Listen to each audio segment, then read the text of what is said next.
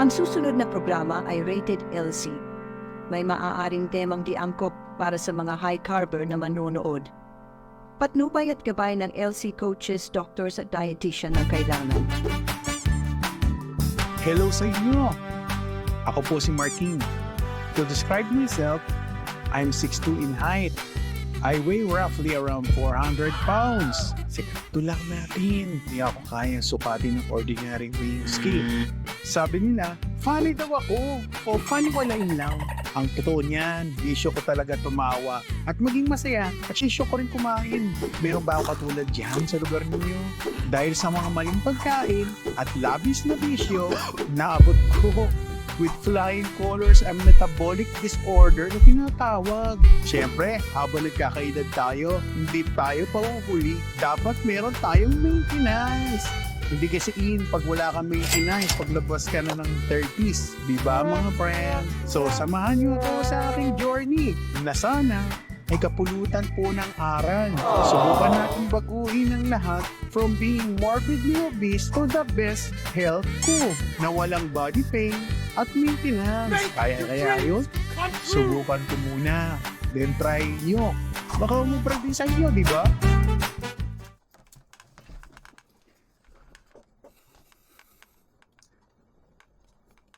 Hi mga ka-obese friend. Eto, kakain na tayo ng first meal of the day. Ang last meal ko kagabi is, I think around, di ko alam. Yung aling kain ko yata, alas 5 yata yun. 4 to 5 p.m. Or mga ganun ako kumain kagabi. So this is my first meal. Ang time ngayon is 12:30. So, ang meal ko is steak na matigas. Dahil less fat yan. Yan ang requirement ko. Less fat. Pero meron akong 1, 2, 3, 4. Yeah, 4 eggs. Sunny side up. So, ayan. So, kain na tayo. Amen. So, kain na tayo. O, kamusta kayo? Anong balita sa inyo? Malakas ang bagyo ah. Hindi ba kayo nasasalanta ng ulan dyan sa area nyo? Lalo na sa mga dyan sa bandang sa Marikina, napabalitaan ko, nagbabaha daw tsaka dyan sa Bicol. Yung province ng parents ng wife ko. Taga Bicol kasi yung father niya. Pero nandito sila sa Manila. So, hopefully nasa mabuting kalagayan yung kababayan natin dyan sa Bicol. Ito na. Hindi pa ako sobrang gutom pero kailangan ko na kumain para maaga rin ako matapos mamaya. Kung kakain ako mamaya. So, first bite. Egg and steak. Na nakaka-high blood daw. Ito na ang first bite natin.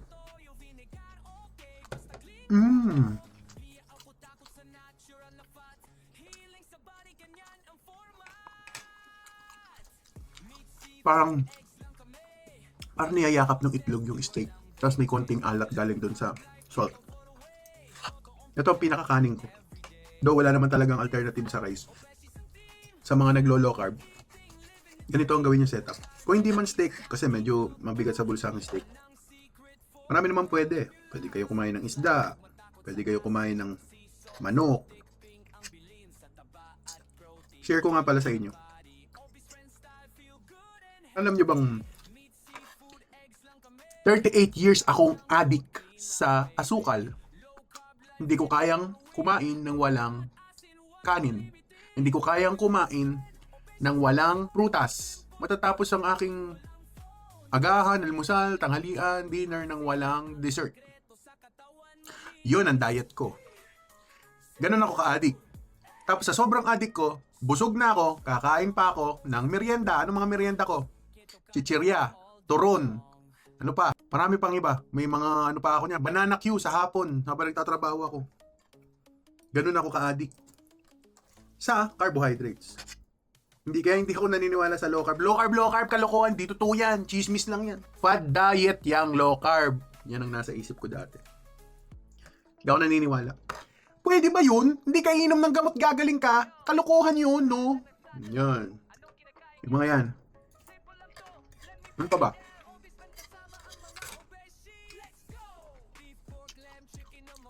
Siyempre tumatanda, magkakasakit. Ganun talaga. Diba? Kulit nyo rin ano. Yan.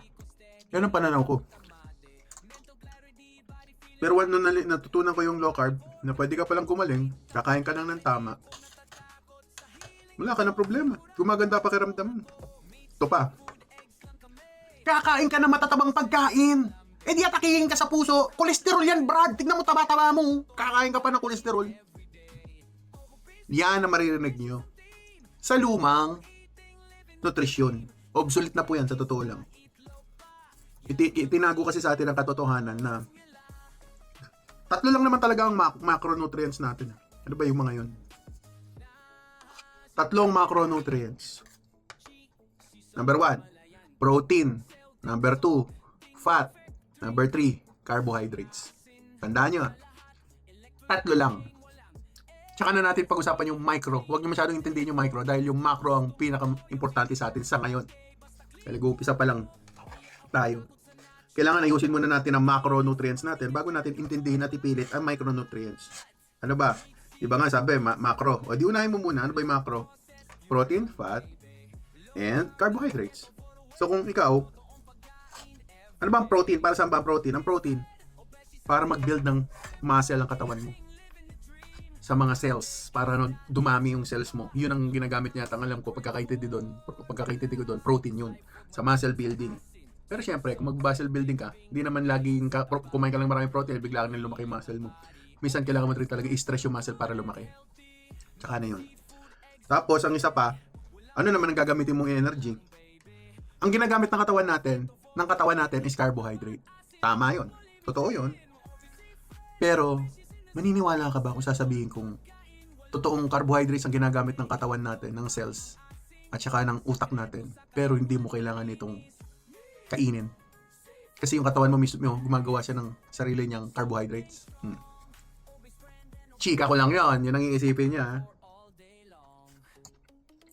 38 years. Puro ganun ang kinakain ko. Little ulam, dami kanin. Dami beses kanin. Isip, konti-konti kain. Yan ang pananaw ko dati.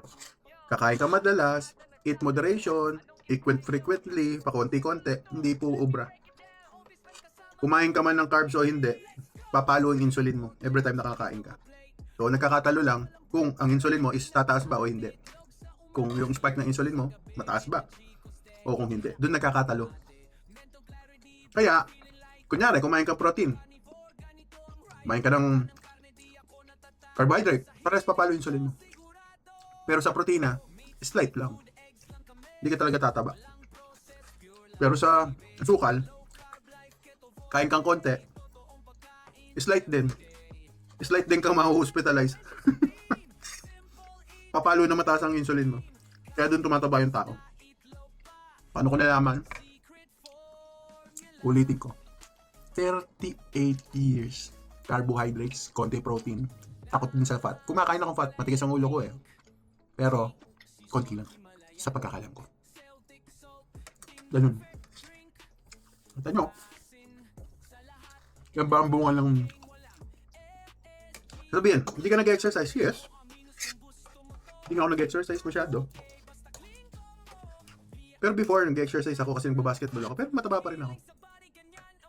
Kaya nga nagtataka ako kahit na nung gawin kong diet, mataba pa rin ako. Doon sa loob ng 38 years, gutom. Susundin mo yung diet. Gutom. Hindi ka mabusog. Pero hindi ka naman sinunod eh. Kaya nga, umabot ako sa point ng naging diabetic na ako. 38 years old ako. Naging diabetic ako. Mahirap ang hindihan ng carbs. Yan ang reality. Pero mo entire life mo, 38 years, makain ka ng carbohydrates, tapos bigla-bigla, titigil mo. Anong pakiramdam kaya nun? Mahirap yun Para kang feeling mo, meron kang pera, tapos biglang, for 38 years, may pera ka, tapos biglang tumigil na wala ka ng pera the next day. Mahirap yun. Ganun. Balik tayo sa fat and protein. Yung katawan mo, gumagawa ng sarili ng glucose. Kaya may tinatawag na unessential carbohydrate. Carbohydrate is non-essential. Ibig sabihin, hindi mo kailangan kumain ng carbohydrates dietarily. Lalo na kung may sakit ka na. Yun yung reality. Yung iba nakakalusot kasi hindi pa sira ang metabolism nila. Kung di man sira, bata pa sila, ni-exercise. Pero sabi nga ng isa sa mga low carb doctor, you cannot out-exercise a bad diet. Yun. At may bisita ako. Dahil kukunin niya ang cellphone. Say hi. Hi. Naman, say hi. Say, get your phone na. Buba lang dito kasi nakicharge kasi may sakit ako. Get it na. Spray your hand with alcohol before you leave. Yeah, put it there. In the corner. Sige na, leave it there. You're sick too. I can hear you have sipon. Oh no. Be careful. Did you finish your food? Finish your food. So yun nga. You cannot out-exercise a bad diet. Sabi nung doktor. Si Doc Bry Castillo. Narinig ko sa kanya yun. Doc Aubrey Bry Castillo. Totoo yun. Hindi mo pa maiisip yan kasi healthy ka pa. Naiintindihan ko. Kasi ganyan din ako. Ako nga, wala akong pake. 38 years nga ako eh. Pero pag dumating na may sakit ka na, kapatid, brother, sister, best friend, niwala ko sa akin. Kahit ayaw mo mamamotivate ka. Ako, sabi ko napilitan ako sa diet na. Honestly. Pero pag natutunan mo na, magugulat ka. Mas masarap pala buhay ko ngayon. Pirin mo dati. Oo, kakain kayo, di ba? Kuha kang ulam, kapiranggot lang, ang dami natin. Hindi ka makakain ng maraming ulam kasi nga, marami kayo. So ano mangyayari? Kuha ka maraming kanin. Nabusog ka? Oo, nabusog ka. Pero kanin, medyo, masasabi ko siyang empty ang nutrients. Kulang ka, malnourished ka pa rin. Kaya hindi mo napapansin ng mga puro carbohydrates at saka prutas. Nangangailangan sila ng maraming klase ng supplements. Hindi kayo nagtataka doon. Pansinin niyo yan, mga nagbibigan. Hindi ko kayo kinikriticize mga vegan ha. Naintindihan ko kayo kasi diyan kayo masaya. Okay lang yan. Kung healthy ka, okay lang yan. Pero sa mga katulad ko na obese, na magda-diet, kung kaya nyo mag-vegan, okay lang din. Nasa sayo nyo yan. Kasi, unang-una, katawan nyo yan. Pangalawa, diyan kayo masaya. Ako, hindi ako masaya sa... kasi nag-try din ako mag-vegetable base eh. Hindi nag-work. Gout ko. Minumura ako ng health ko everyday. Every week sumusumpong yung gout. Nasaan na masaya doon? Simula nung ginawa ko tong diet na to, yung gout ko na nahimik. Hindi ako pinapahirapan. Nagagawa ko yung gusto ko, nakakakilos na ako na maayos. Hindi katulad dati, lagi ako nakahilata dahil masakit ang pakiramdam ko. Diba? Papasok ko sa opisina. Kinakaladkad ko lang isang pako. Padpad pa ako ng Arcoxia para lang makapasok. Ng Arcoxia, painkiller yun. Huwag nyo inumin yun kung wala na namang prescription ng doktor. Mas matapang yung gamot na yun. Tragedy buhay ko dati. Ngayon ko lang na-appreciate ang buhay dahil hindi na masakit yung nararamdaman ko dati. Babangon ako sa umaga, sakit-sakit na likod ko. Minsan nag-drive lang ako ng konti, masakit na yung likod ko, yung balikat ko. Kaya grab driver ako dati, masakit dito ko. Hindi ko may taas yung kamay ko, sobrang sakit. Parang frozen shoulder ang dating. Mahirap. Mahirap ng dati. Kaya ako nga pinopromote to eh. Hindi ko naman sinasabi lahat ng tao mag low carb. Kung ayaw nyo. Sinasabi ko lang, may option. Kasi nung panahon ko, walang option. Healthy option lang ang alam ko, tsaka fresh option. Yun lang ang alam ko. Hindi ba wala na akong ibang option? Na pag sinabi ng doktor na, kakakain ng gula, anong isda? Itong mga isda lang pwede dahil may gout ka. Kakakain ng red meat, bawasan mo yung red meat. Fruits, vegetables ka. Ayun nga ginawa ko eh, sakit kaya. Ang sakit ng gout. Kung sino man may gout sa inyo, paki-shoutout na lang sa inyo, taas ang kamay, paki-comment down below. Ang sakit ng gout, akala nilang iba kasi baliwala lang, inapti ka lang, namaga. Masakit. Sabi nga, may nagsabi na ang gout daw parang ka nanganak. Talo pa raw yung nanganak. May ganun pang comment yung iba. May study daw na ganun. Hindi ko pa na-research. Alam mo naman, chismoso ako minsan eh.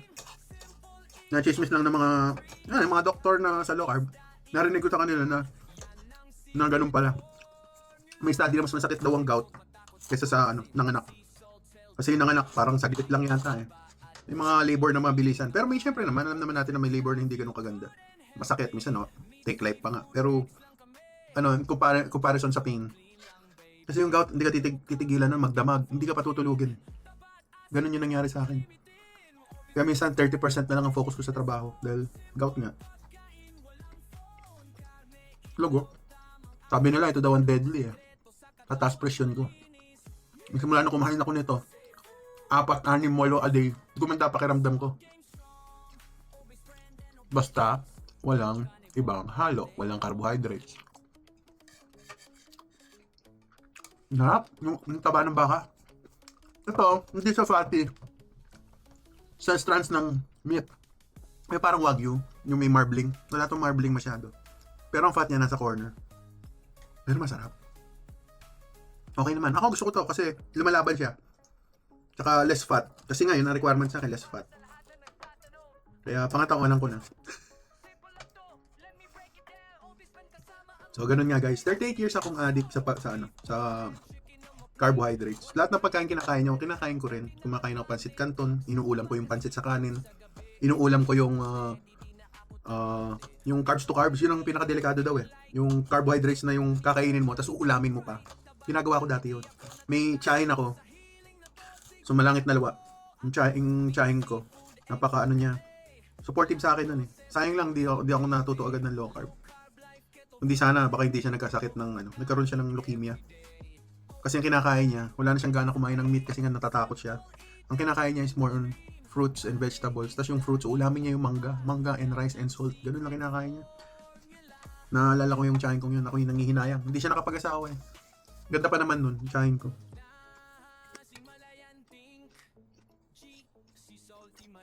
Sayang. Baka sakaling natulungan siya kung yung diet na ginawa niya yung tamang diet na ino-offer ng low carb, hindi sana siya nagkasakit ng ganun. Napakahirap. Kaya tayo dapat alam natin yung ginagawa natin. Hindi lang tayo sugod lang ng sugod. Kaya napaka-thankful ko dahil 38 years addict ako sa carbs. Kung makakausap ko lang yung dating ako ng bata ako, sana nasabihan ko ng masasabihan ko talaga ng mag-research ka agad habang maaga pa. Para hindi mo naabutin yung dadanasin mo. Hindi ka mag-gout, hindi ka mag-high blood. Pero wala eh. Ganun talaga ang tao. Normal sa tao yun. Hanggat wala, hindi mo na-experience, hindi ka magbabago. Ano yan eh? Ano pinagkaiba niyan sa mahal mo sa buhay? Kung may mahal kang girlfriend o boyfriend, hindi mo nakikita yung value nila dahil nakikita mo sila everyday. Pero marirealize mo yung value nila pag sila yung umaalis at nawawala na sa tabi mo. Hindi mo malalaman yun eh. Malalaman mo yung value ng isang bagay pag sila ay nawawala na sa piling mo. Doon yun. Ganon din ang health. Pag ang health is parang umaagos na lang sa mga kamay mo, ang iyong kalusugan ay parang tubig na lang na umaagos sa kamay mo, doon marirealize na late na ba? Para ayusin ang lahat. Sana hindi pa late. Maswerte kung buhay ka pa. Paano kung natuluyan ka? Brother. O Marking. Yung kung makakausap ko yung 16, 17, 18 years old na Marking. Marking, hindi ka pa high blood sa ngayon. Pakinggan mo ako. Ako ang yung future. Ako ang future, Marking. Sana, try mo mag-research. Alamin mo yung low carb. Nakita mo tong video to, napakaswerte mo, Marking, na ma-open ang kaisipan mo na meron ka pang chance at hindi magagamot lang forever at gagastos na limpak na salapi at may stroke ka, mararatay ka sa kama, pahihirapan mo ang iyong pamilya, ang laki-laki mo at ubis ka pa. Sana mabibigyan mo ng maganda kinabukasan ng sarili mo na hindi ka nakaratay sa kama. Diba, Marking? Nakinig ka ha? Kulit mo eh. Ganun. Kakausapin ko talaga yung sarili kong ganun. Guys, maniwala kayo.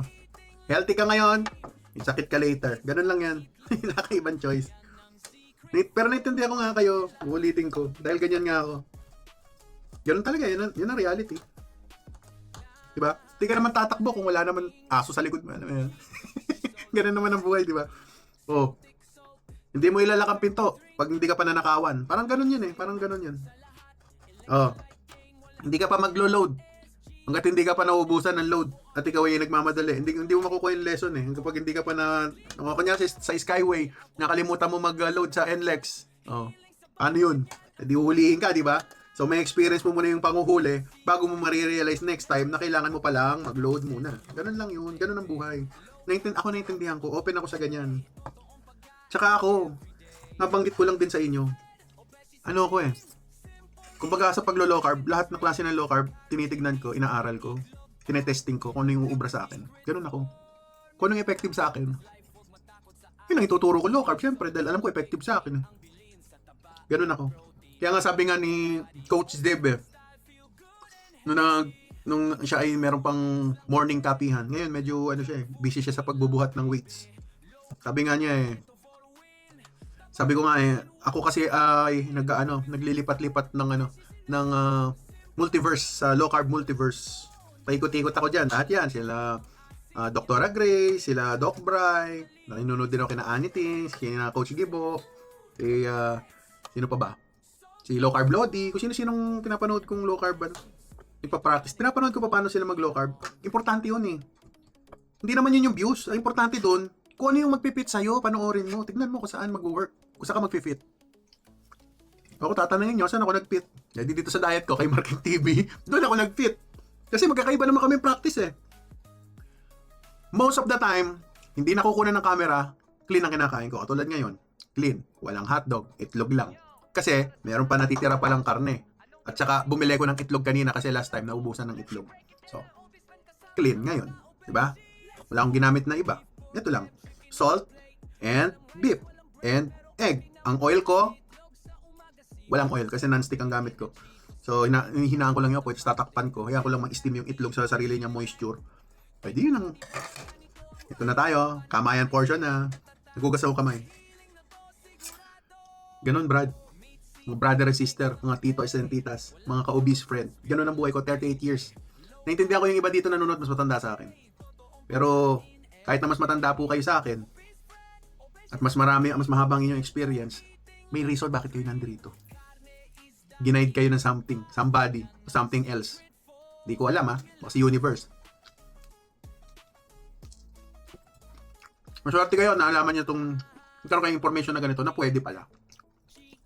Sabi nila, hindi ka pwede mabuhay ng walang carbohydrate. Tingnan nyo ako, 2 years. Hindi mo na kumakain ng kanin. Hindi ako nagpuprutas. Kahit na anong prutas. Gulay, tinigil ko. 1 year. Yung 1 year, first year ng low carb, nag-start ako ng okra-okra, konting talong. Alam ko, bawal ang talong eh.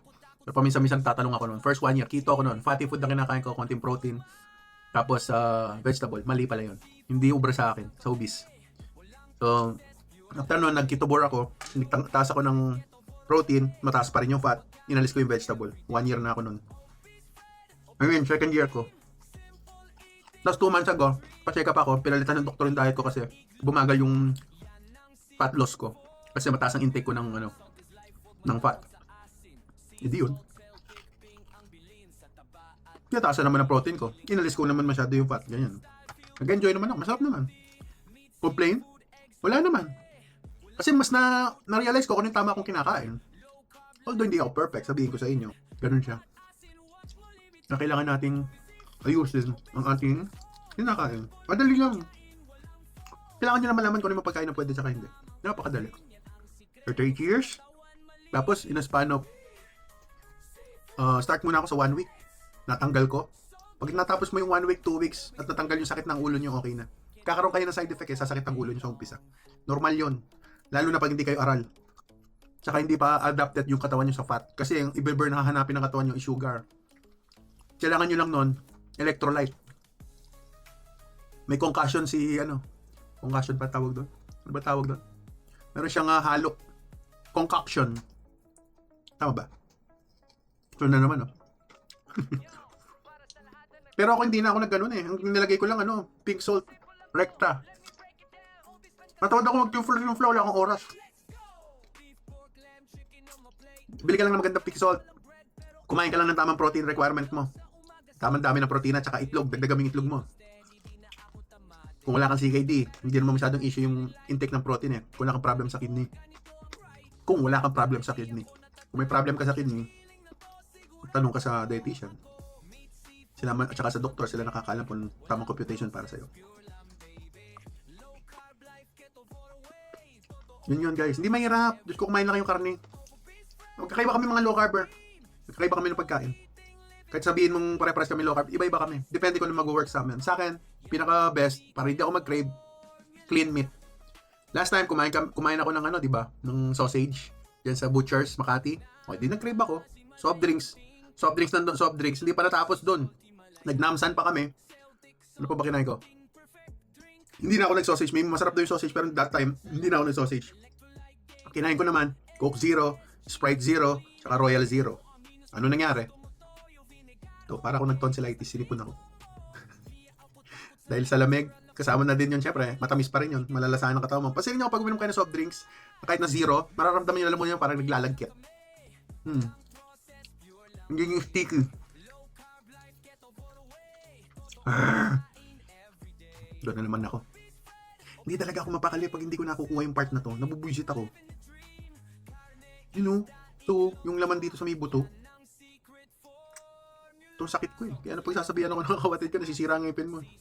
Di ba, ale, worth it? Sabi ko naman. Masarap naman kasi. Nandun yung flavor sa buto eh. Kaya guys, huwag na kayong magatubili. Huwag na kayong magpatumpik-tumpik dahil ang kinabukasan nyo nakasalalay. Kung healthy kayo, naintindihan ko kayo, hindi kayo ayaw nyo mag-low carb dahil fad diet, pampapayat lang, tapos tatabarin ulit. Nasa sa inyo po yan.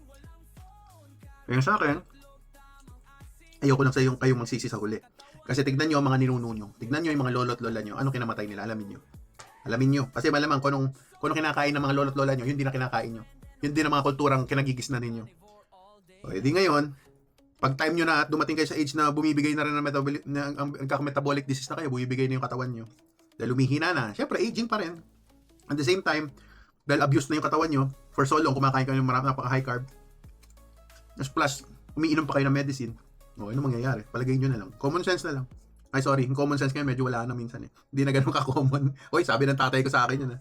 Sabi niya, son, wala kang common sense. Kanya sa akin.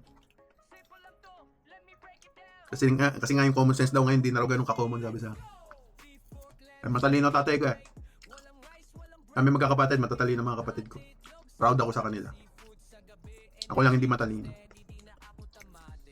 Ako ay batang palakol. Alam niyo yan? Bago pa si Thor naging Thor, mas nauna ako maging Thor sa kanya dahil ako may palakol. Grades ko palakol. Simula ng grade 5 naman. Grade 4. Kwento ko sa inyo yan. Sa susunod na. Lahat niyan, nare-realize ko may reason eh. Kung bakit ako ganito, kung bakit ganito ang dinanas ko sa buhay. Hindi naman ako aping-ape, no? Sinasabi ko lang is, bakit ganito experience ko? Bakit ako obese? Bakit ganyan? Marami nagbabash sa akin nung bata ako. Kasi ano siya eh. Nakikita ko siya as, ngayon, sa age kong 40, nakikita ko siya as compliment. Na parang sinadya akong maging ganito ni Lord sa sitwasyong ito. Para maging motivation sa mga naging katulad ko. Magiging katulad ko pa lang sa near future. Kasi ang mundo, napakaliit lang natin. Gatuldok lang tayo sa mundo, sa universe. Isipin mo parang bakterya lang tayo na nabuhay sa mundo. Na bukas makalawa, mawawala tayo. May puso papalit sa ating bakterya. Pero ang gusto ko, mamatay man ako as bakterya, yung susunod na generation may mas alam kaysa sa akin. Dahil may na-share akong information sa kanya. Wisdom ba tawag doon? Siguro, wisdom.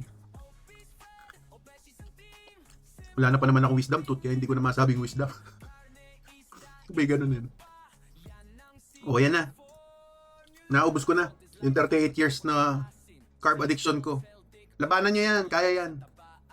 Mag-focus lang kayo kung ano yung mga food na pwede. Kailangan nyo mabusog. Hindi pa pwedeng hindi kayo busog. Magugutom kayo.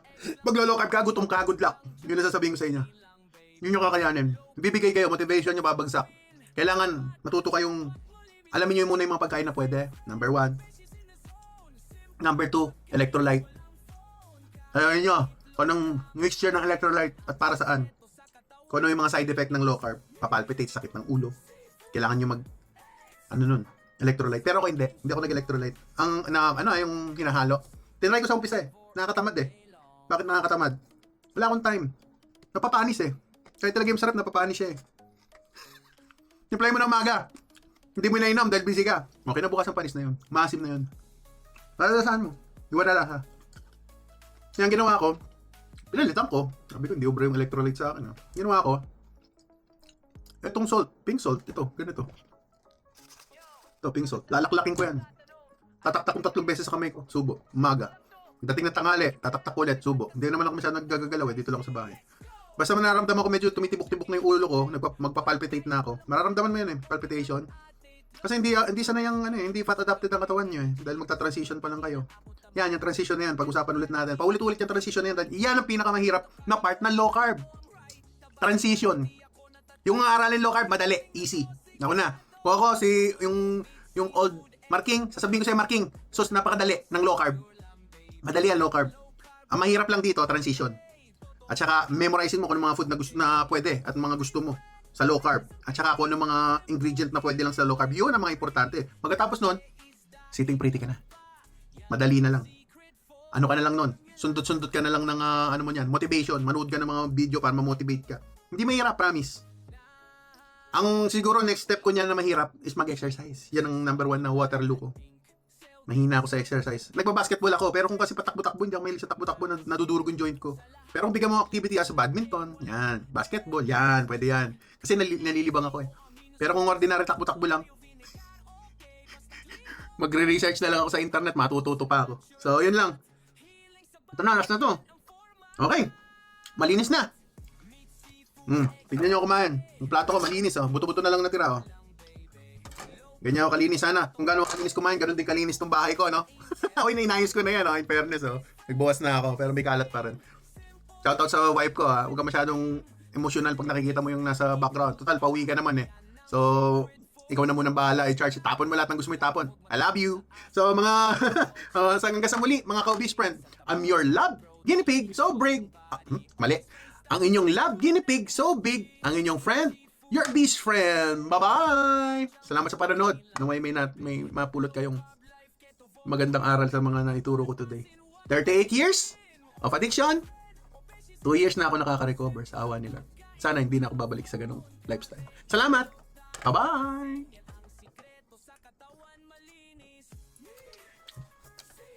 Baby girl, are you done eating? Ang inyong love guinea pig so big, ang inyong best friend, obese friend. Let's go!